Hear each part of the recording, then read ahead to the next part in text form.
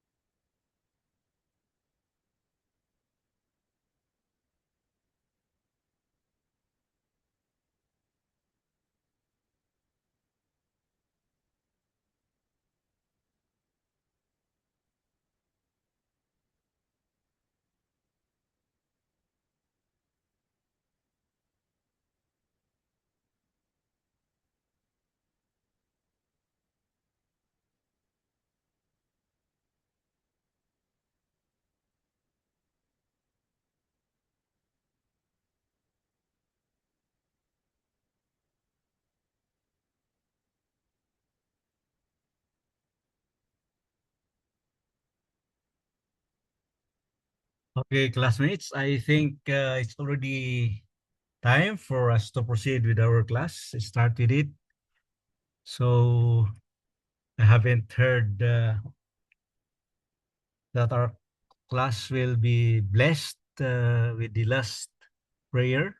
So let's bow down for a moment and seek a favor from the Lord. Let's pray.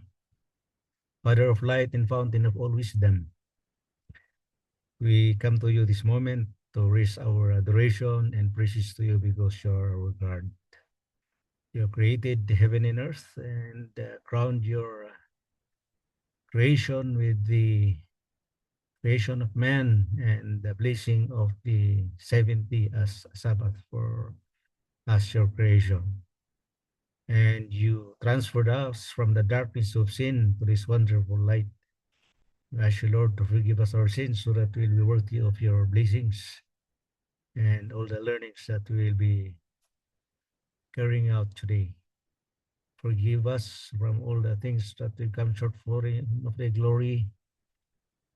And may your grace and mercy be with us, including Holy Spirit, to inspire us as we study your words. Thank you, Lord. In Jesus' name, amen. Okay, let's try to check for a while how many of us are actually in.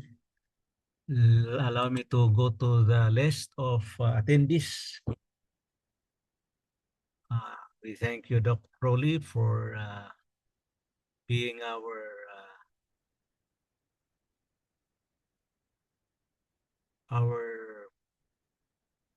dean for the last semester until now, and we call on Madam Amelia Fuentes if she's in.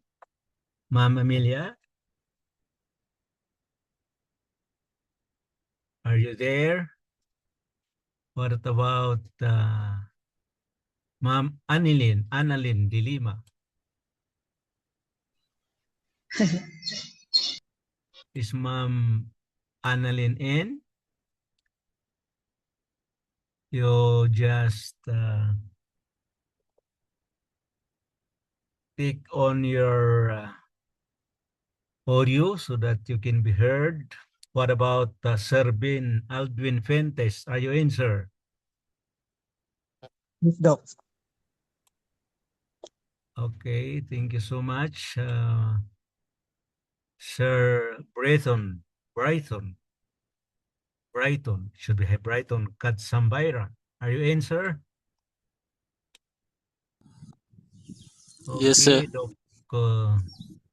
Chaplain Willie Joyce, and he was there since this morning from the other class to this next class. Madam Claire Carbon, are you in? Are you in there? Hello po. Okay, thank you so much. Okay, I see Ma'am Amelia showing her beautiful countenance this afternoon. We have with us also Sir Dominic Oton, our longtime classmate. Are you there, Sir Dominic?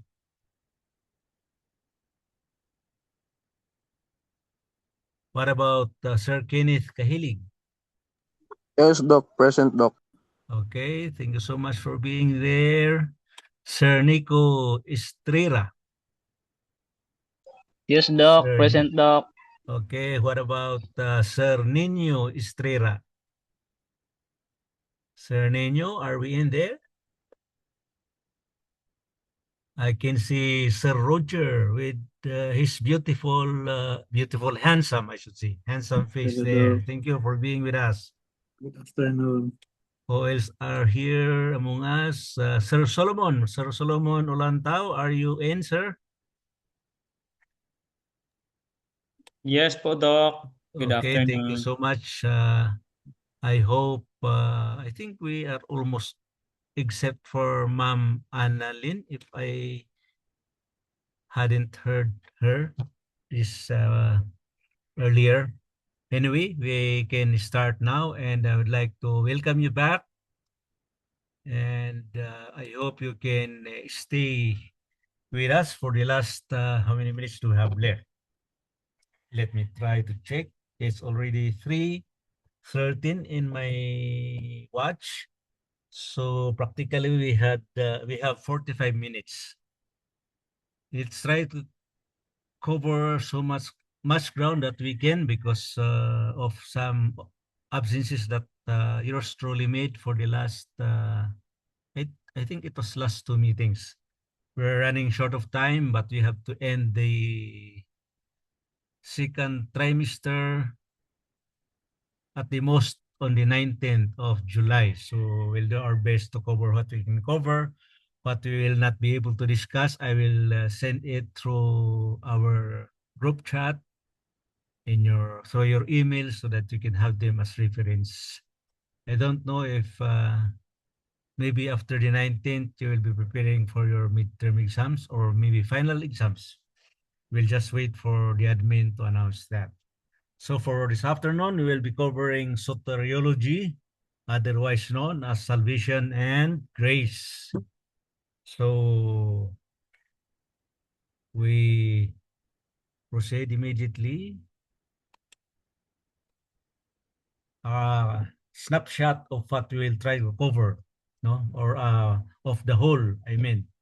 So our topic for this afternoon is salvation and grace, and all of us are members of this class. I think there's no problem with that. For our first lecture, we will deal about the human predicament. So the depth of ruin, how deep was sin implanted in the human race, or yeah. So our objective is to prove humanity is spiritually dead, not merely morally sick. We will understand that a dead person cannot self-rescue or respond to spiritual stimuli. Only a supernatural divine act can awaken what sin has killed. So this sets up why grace must originate outside of us. We don't have that originally with us. And we will learn little later what's all about that grace. Or not actually learn, because I think most of us have a very good background on soteriology or about salvation and grace. Okay, so for those who are well versed on this topic, this is just a reminder, and perhaps you can even share on what you have on your mind based on your learnings, based on your experience, based on what you have actually experienced in life. Okay, so all of us, because we are students of this topic, we must feel the weight of the ruin before hearing of rescue. So let's try to cover this within 12 minutes of the 55-minute session. But anyway, I think for the 55-minute session, we can cover this topic. If we can cover it earlier, we can proceed to the next topic for this afternoon. Okay. So our exegesis anchors on the book of Ephesians 2 and Romans 3. So I think Doc Willie will be very, very helpful on this. We have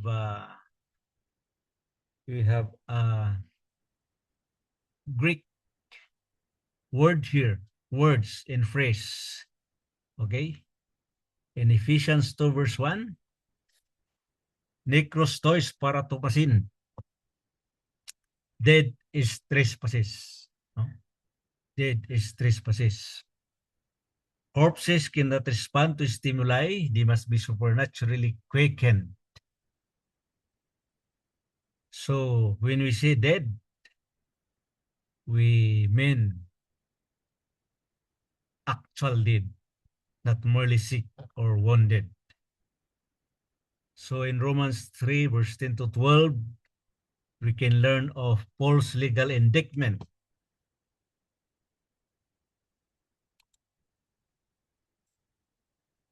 Of universal human incapacity.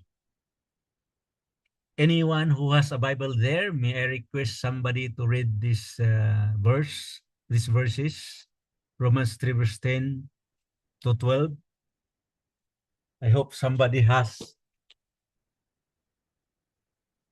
his or her own Bible beside him now or her now. Anyone, classmates, you can just sound off and read it for us.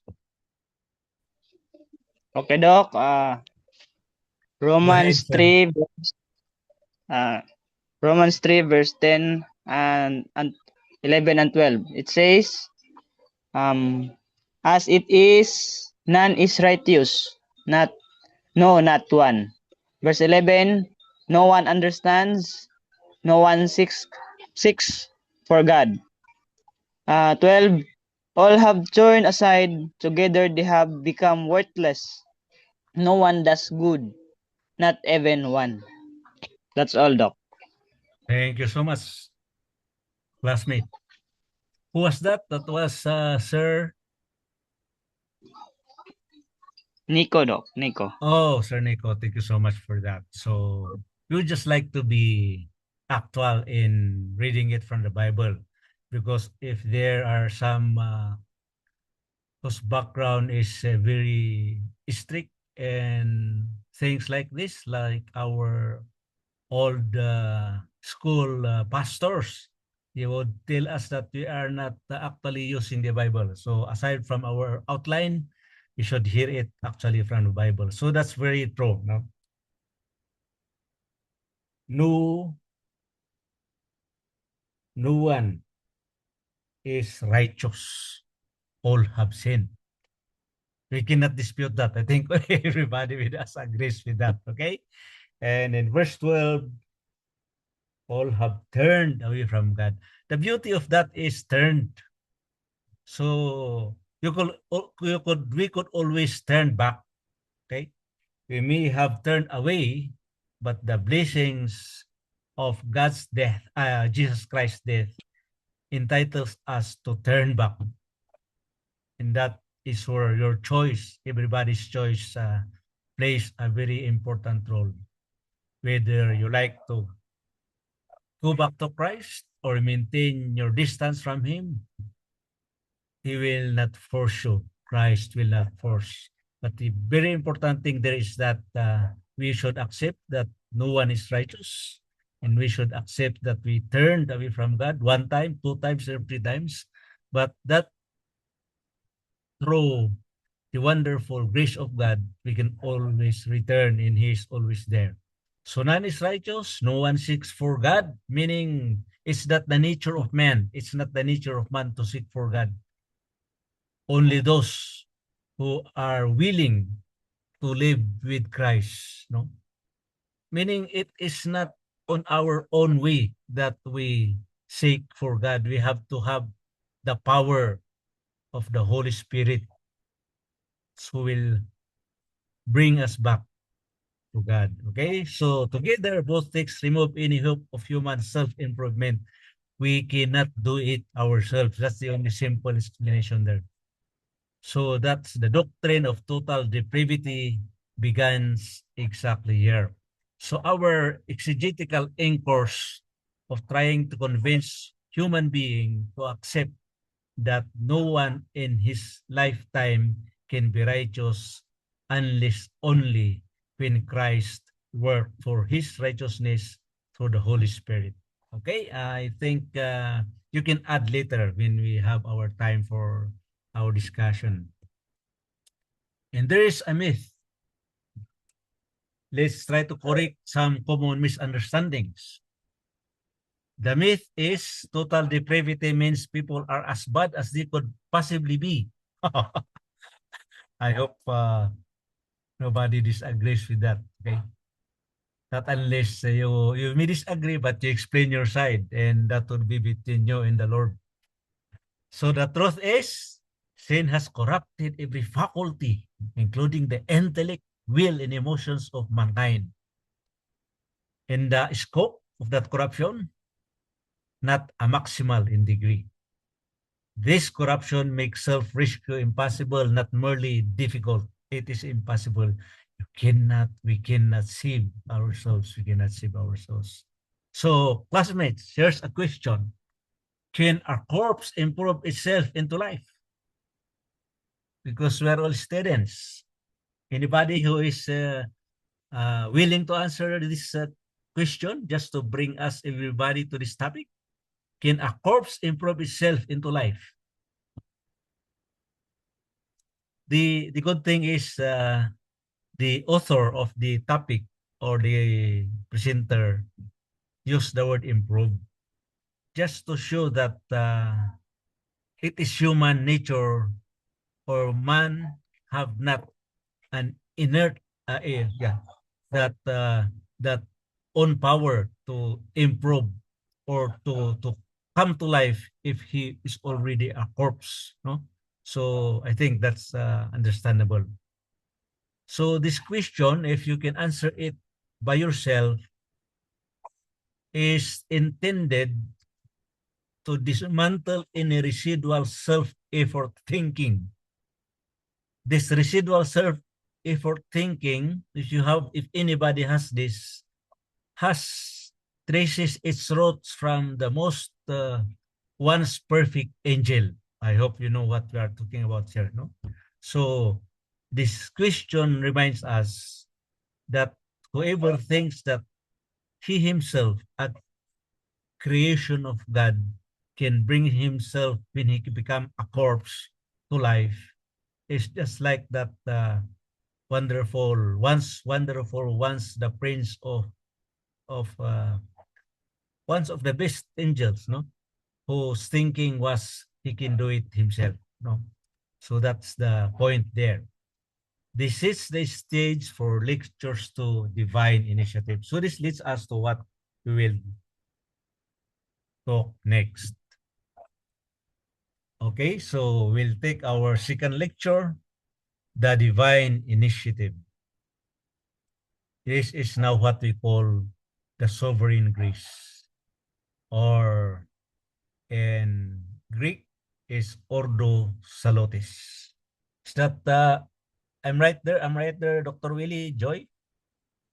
That is the Greek word for sovereign grace, Ordo Salutis. So I almost cannot recall my basics on Hebrew and Greek, but it sounds what I have learned for. Okay, what is the objective for this taking up this divine initiative topic?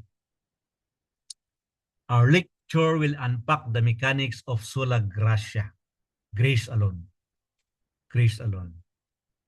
It will guide us through the sequential logic of applied salvation. And God is the initiator, human is the recipient, not the cause. Okay? This sequence then is called the Ordo Salutis, the order of salvation. Understanding the order protects against confusing faith with human merit. Otherwise, we might think that we can have any merit on our faith. No? So this lecture answers, how does grace reach a dead sinner? We'll have another 12 minutes of the allotted time to discuss this or learn about this. Okay? So our exegetical reference is also found in Ephesians 2 and Romans 8. Again, aside from was it Sir Nico who read a little while back?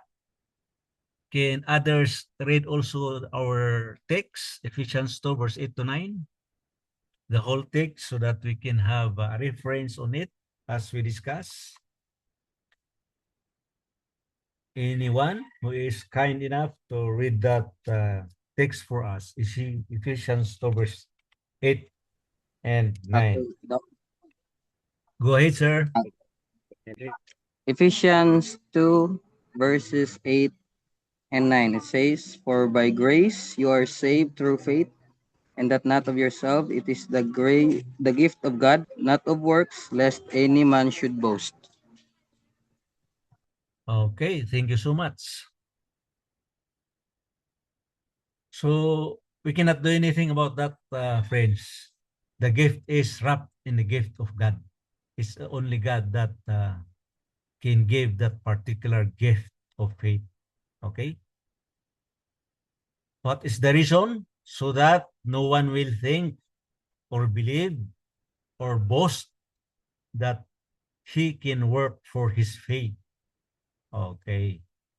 So let's again read Romans 8 verse 29 to 30. Any other classmate want to read that text for us? Is Doc. Go ahead, sir. Go ahead. Okay, so Romans 8, 29 to Okay, 30. Doc. Romans For 8, whom, verse 29 up to 30. It says here that for those whom he foreknow, he also predestined to be conformed to the image of his son, in order that he might be the firstborn among many brothers. 28 and 28, and we know that for those who love God, all things work good for good. I just read that 28. So in verse 30, it says, and those whom he predestined, he also called, and those whom he called, he also justified, and those whom he justified, he also glorified. Okay, the shortcut is everything is because of Christ.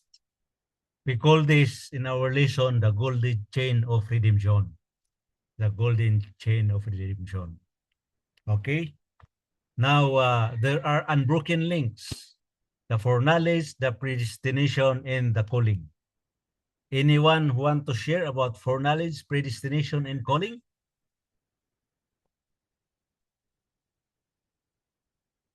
Okay. We continue the chain, the justification, and then the glorification. Not one person named in this chain is ever lost along the way. That chain is the believer's anchor for eternity, eternal security.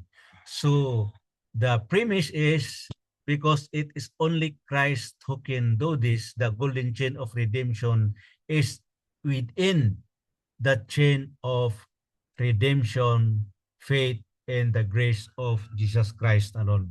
So we people cannot do anything about that. It is only Christ himself. And through our faith, we can come to Christ and subject ourselves for the processes of justification and glorification. Okay? Those who belong to the older generation of our faith sometimes have a deeper understanding of this, no, and we salute them for that. Okay, so let us proceed for the classroom dialogue so that we can share among us the things that we have already known. For those who have better understanding, you can also share your foundation on this. First spark, classmates. I am surrounded with animals, so I hope it's not disturbing you. If God alone regenerates a sinner, this is called monergism. Okay? If God alone generates a sinner, this is called monergism. Anyone who want to explain this or his opinion about this?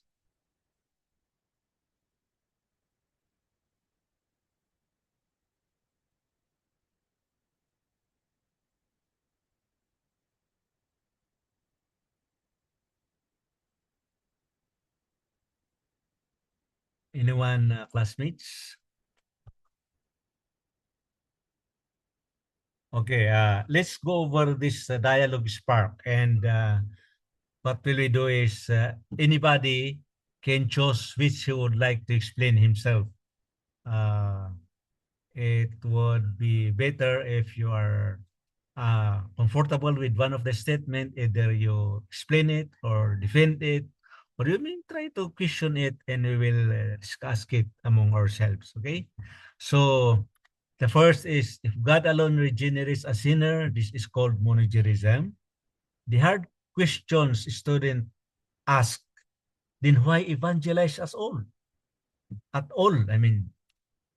Then the winsome winner is God. Answer is God ordains both the end and the means. So preaching and prayer are the ordained means He works through. Evangelism is participation in God's plan, not a rescue attempt. It's a participation. Sovereignty fuel bloods evangelism. It never excuses passivity. And then as students, let us wrestle honestly. We will resupply the resolution. Okay, so I'll give everyone maybe 5 minutes to think on this dialogue spark and try to bring out anything he would like to support the statement or explain it, expand on it so that we can share with these things. So your 5 minutes will start now.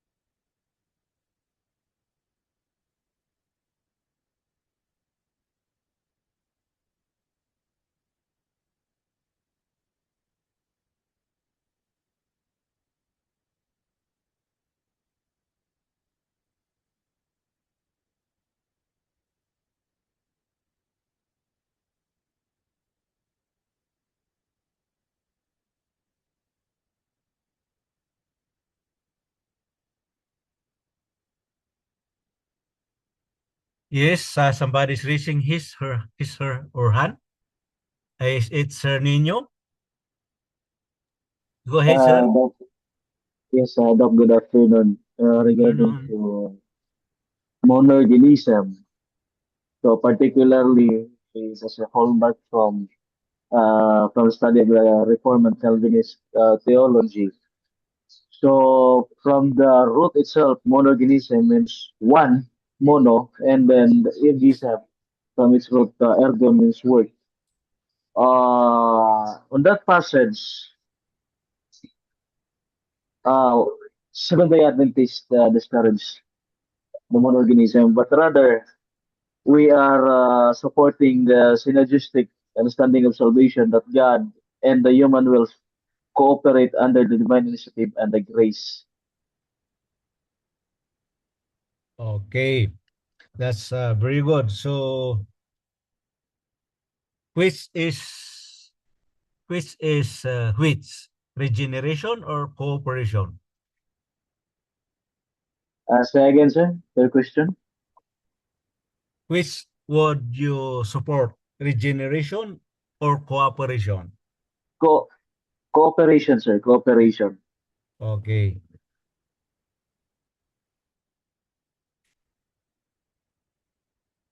So, it is therefore the Holy Spirit first to work to quicken the cooperation. Okay? So, that's a very good position.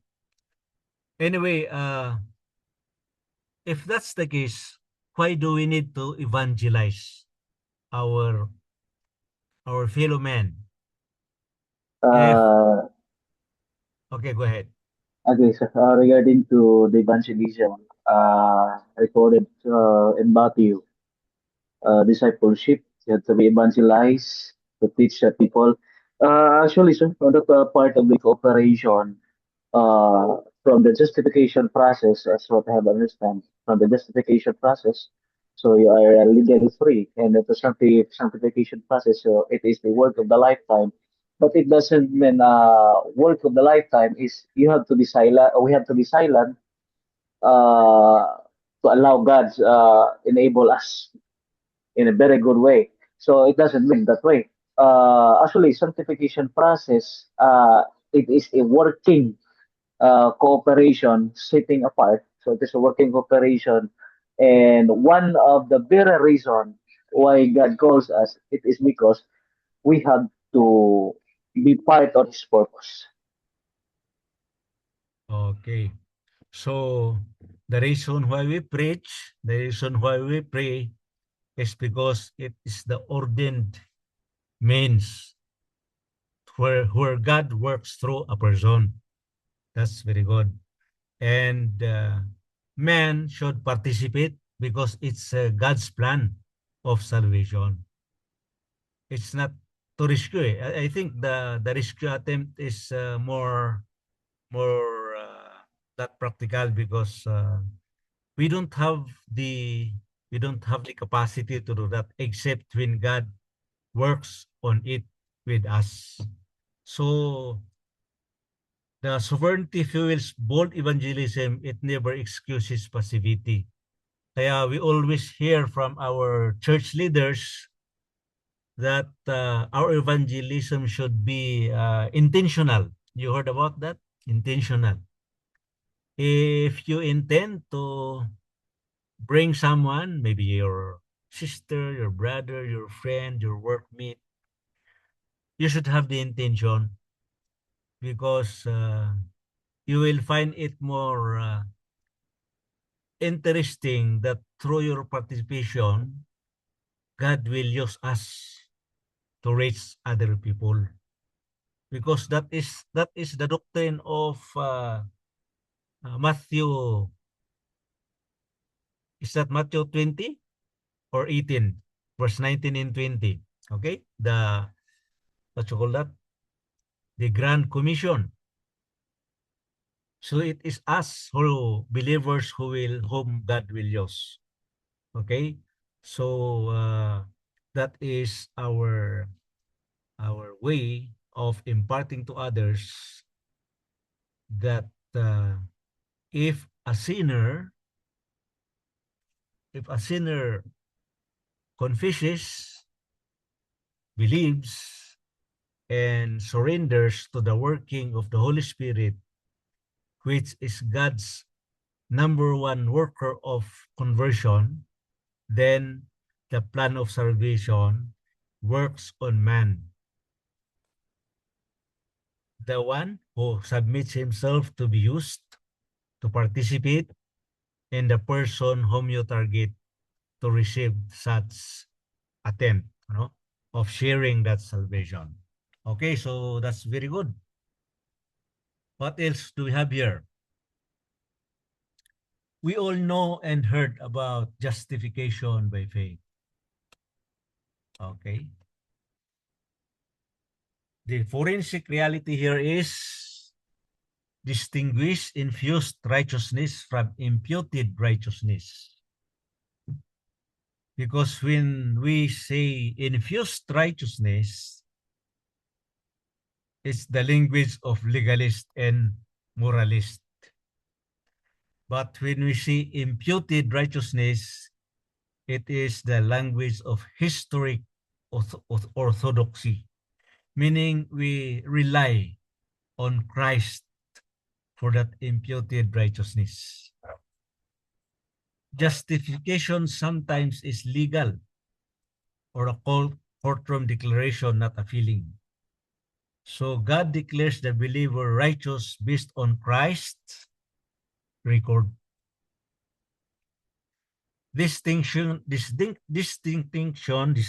protects the gospel from creeping self-effort.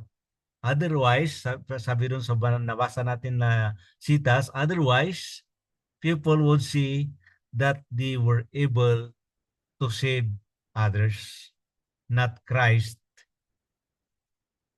through the Holy Spirit who saves mankind. Okay? So, let us go further on this, and we make use of Romans 3 verse 24 in your Bible. I would appreciate someone who would read that for us. Romans 3 verse 24.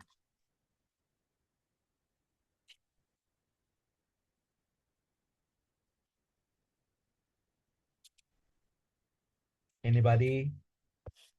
Romans 3 verse 24. Okay, Doc. Go ahead, sir. Being justified freely by His grace through the redemption that is in Christ Jesus. Romans 3:24. Okay.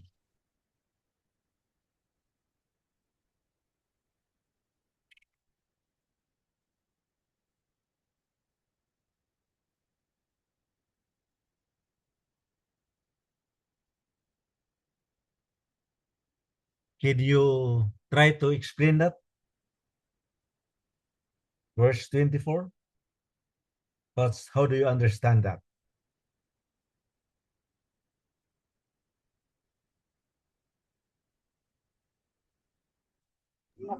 Uh, as I have understand this verse, it says that justification is freely given by the grace of God through Christ Jesus.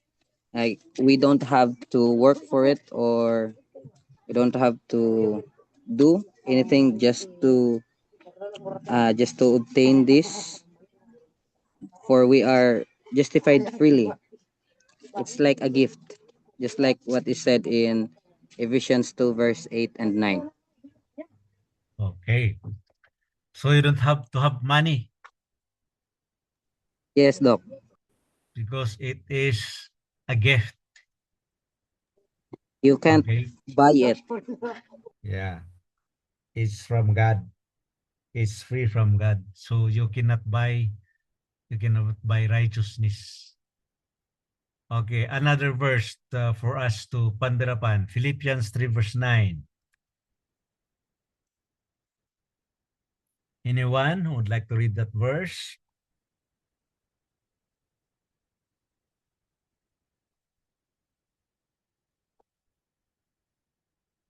Philippians 3 verse 9.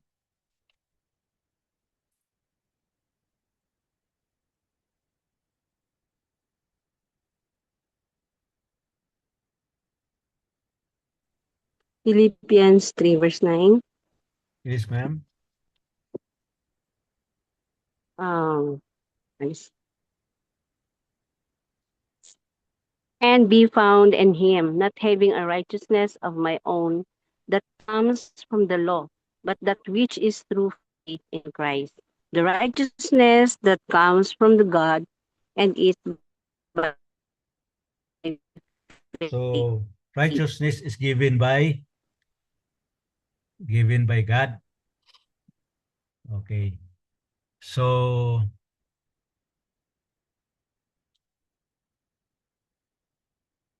you cannot be righteous on your own. It is through faith in Christ alone. So if you follow Paul's example, he abandoned his own record entirely for Christ's record. So the contrast is the heartbeat of justification by faith alone. Okay. Is that clear? I hope we have already understood the exegetical anchors of righteousness. Okay? So let's us take a deeper look on these three interrelated things. No? This is the Socratic technique or the map to map the differences on the board before revealing it to the table. So here it is. No? Justification and legal status is instantaneous legal declaration. But for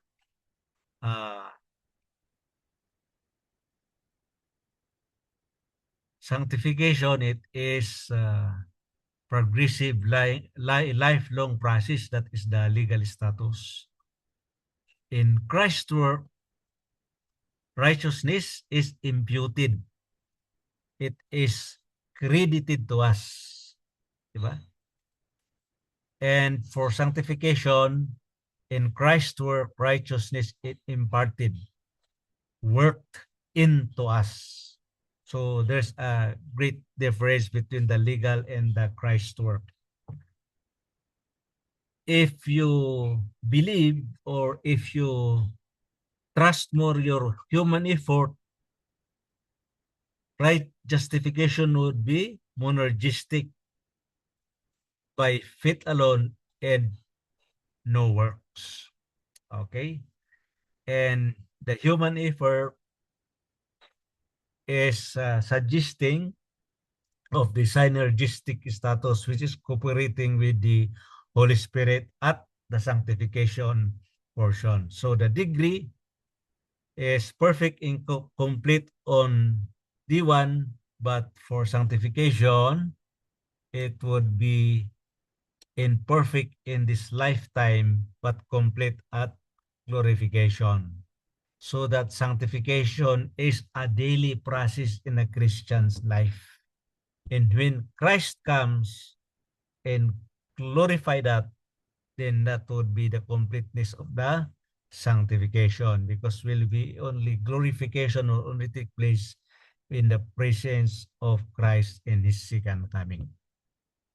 Any other input on this matter, justification and sanctification? Okay. So let's look at the outworking or the sanctification to final glory. The objective is to build a framework for pastoral counseling on assurance. And it addresses the necessary place of a spiritual fruit in a Christian. Justification can be instant, or it is instant, but sanctification is a lifelong outworking. As we mentioned a little while back, it can be a daily process. So the short lecture would answer, how should a believer now live and grow? Paano po tayo mabuhay at lalago? According to, if you're a Tagalog, you can understand that, okay? It also answers, how can a believer know they are truly secure? And the assurance rests on Christ's finished work, not our own performance. Okay, so let's again bring out our Bible and read what helps us understand this. I would invite other volunteers. I think there are still classmates who did not read from their Bible. Philippians 2 verse 12 and 13. Okay, Doc. Commands believers to work out their salvation. Let's understand this. Philippians 2 verse 12, 13. Anybody? Yeah, Philippians 2 verse 12 and 13, it says here, therefore, my beloved, as you have always obeyed, so now, not only as in my presence, but much more in my absence, work out your own salvation with fear and trembling. 13, for it is God who works in you, both to will and to work for his good pleasure. That's all, Doc. Okay. Are you not confused? We said a little while earlier that salvation is of Christ. But here comes this verse, commands believers to work out their salvation. how could you explain that now? Okay. Yet the same verse says God is already at work within them.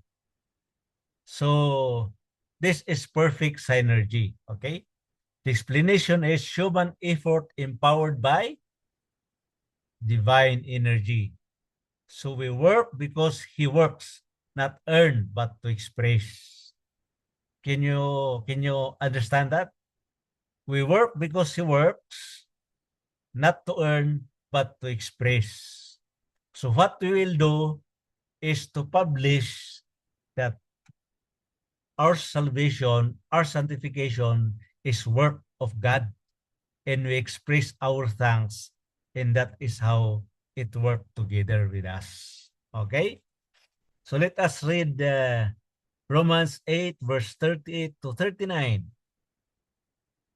Any other volunteer from our class? Romans 8, verse 38 to 39.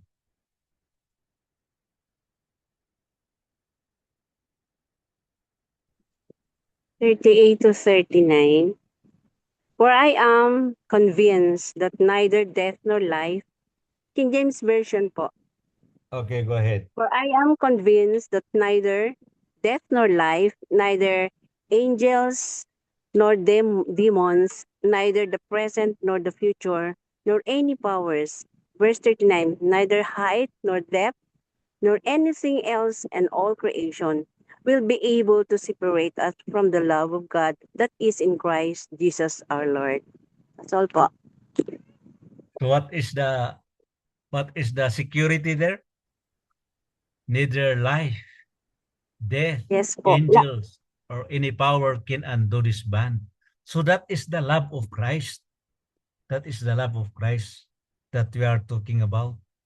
So the work out there is man's, not actually anything of man's work, but his acceptance, his expression that he is already saved by God's work, by Christ's work. So it's Christ's preservation, not the believer's own grip. Wala ho sa ating kamay, nasa kamay ng Diyos, if we are to explain it in Tagalog. No? So neither death, life, or angels, or any power, because we are talking now about the love of Christ. So that's the role of Philippians 2 verse 12 to 13 to complete the process. Are there questions? Are there additional opinions? So if we summarize then what we have just covered for the last it's already last 47 minutes.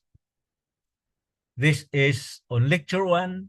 We understood and discovered that humanity is dead and cannot rescue itself. No man, because we have all sinned, we were dead, and no one among us can rescue ourselves. And lecture 2, we learned that God's sovereignty initiates and applies salvation by grace. So we can say be saved by grace alone through faith. Okay. Lecture 3, God legally declares the believer righteous through faith. So we can only be righteous through faith because earlier there was that grace. And in lecture 4, we covered that God progressively sanctifies and eternally secures the believer. So the sanctification being a long process covers until when the glorification by Christ Jesus will happen in the future.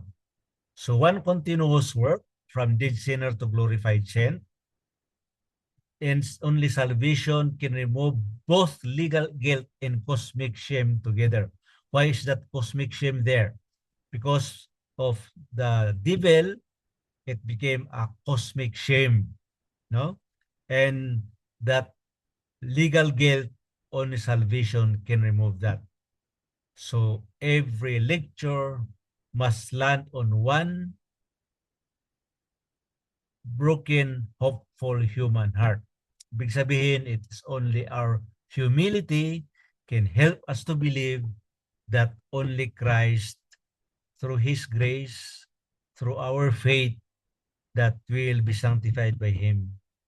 And our justification, when we're justified, we're sanctified. Then when Jesus comes at the sound of the trumpet, we will be glorified. That is the whole of our lecture, the last 47 minutes. If there are questions, you can ask, and if we cannot answer them now, We'll answer them when we meet again on the next meeting. Okay? Time is very short, no? We could have a longer discussion because these things are the plan of salvation, grace are the sometimes the heart of the gospel. Okay? So that is soteriology, salvation and grace. Hopefully, I will after the class, I will post this in our G what's that? Group chat, and you can avail of it so that you have a reference for your future chaplaincy works. You can have a very clear reference. And if you're a master of the soteriology, it would be very, very interesting for your audience to hear you how to explain that in a more clearer and understandable manner. So thank you so much because the other professor might be waiting already at the wings. Thank you guys. Let us pray for a short moment. O omniscient God, to whom we are attached through grace and mercy of Jesus Christ, we ask you, Lord, first of all, we thank you and give you back all the glory and honor for giving us this opportunity to learn soteriology on its basics. And we ask you, Lord, to implant this on our hearts and our minds so that we can cultivate them in our daily life. In Christ, grace and mercy, people will see how we shine on others. And through your wonderful working among us, we can also share the blessing of salvation and grace to other people. We ask you, Lord, to forgive us from all our shortcomings, including our loved ones who may not be with us. Thank you for hearing us. In Jesus' name, amen. Amen. So thank you so much, classmates. We will see each other again on next meeting. Thank you, Doc. You're welcome, everyone.